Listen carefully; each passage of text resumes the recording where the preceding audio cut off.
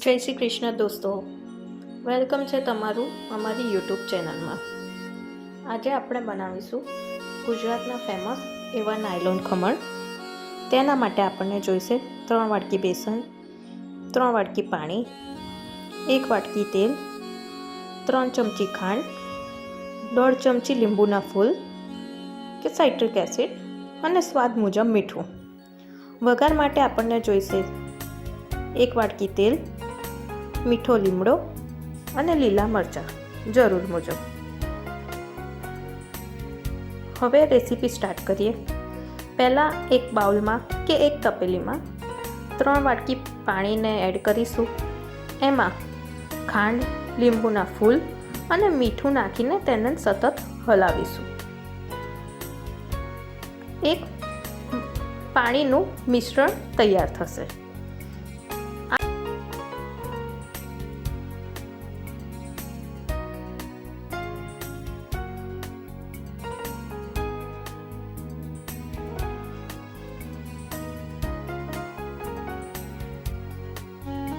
ધીમે ધીમે બેસન એડ કરીશું. મેં અહીંયા 3 વાટકી બેસન લીધેલું છે. બેસનને ધીમે ધીમે એડ કરીશું જેથી તેમાં ગાંઠો કે લમ્સ ના પડે અને તેને સતત હલાવતા રહીશું.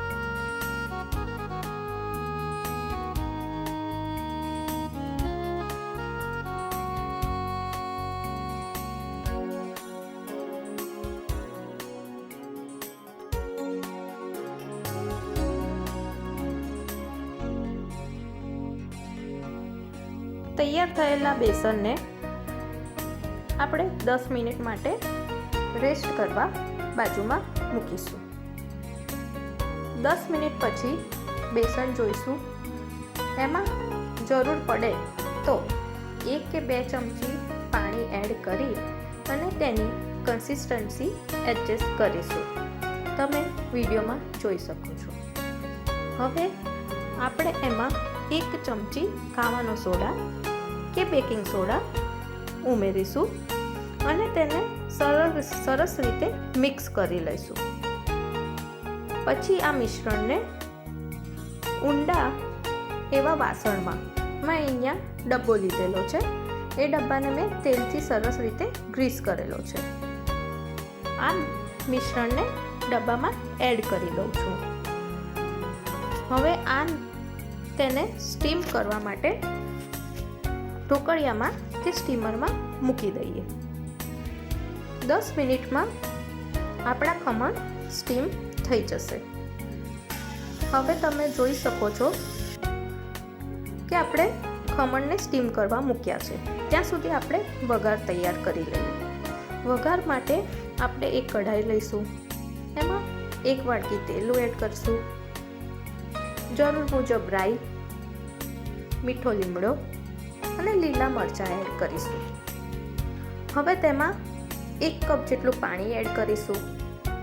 તેમાં 2 ચમચી જેટલી ખાંડ અને સ્વાદ મુજબ મીઠું એડ કરીને વઘાર તૈયાર કરી દઈશું. એને થોડીક વાર ઉકળવા દઈશું. 5 મિનિટ જેવું થવા દેવાનું છે. 5 મિનિટ પછી આપણો વઘાર સરસ રીતે રેડી થઈ ગયેલો છે. બીજી બાજુ આપણું ઢોકળિયામાં સરસ એવા ખમણ તૈયાર થઈ ગયેલા છે. આપણે તેમાંથી બહાર કાઢીએ અને એને 5 મિનિટ નોર્મલ રૂમ ટેમ્પરેચર ઉપર ઠંડા થવા દઈશું.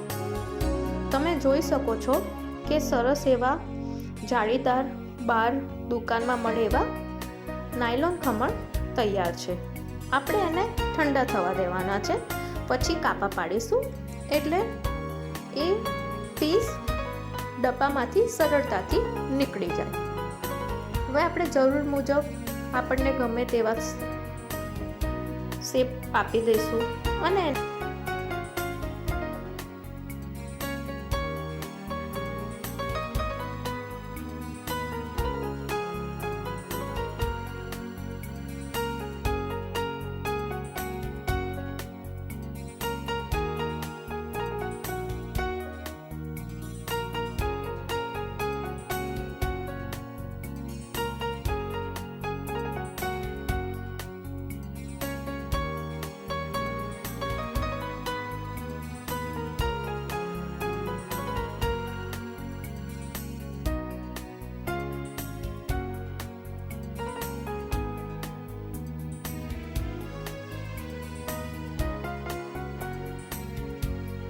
એના ઉપર તૈયાર કરેલો વઘાર રેડી દઈશું.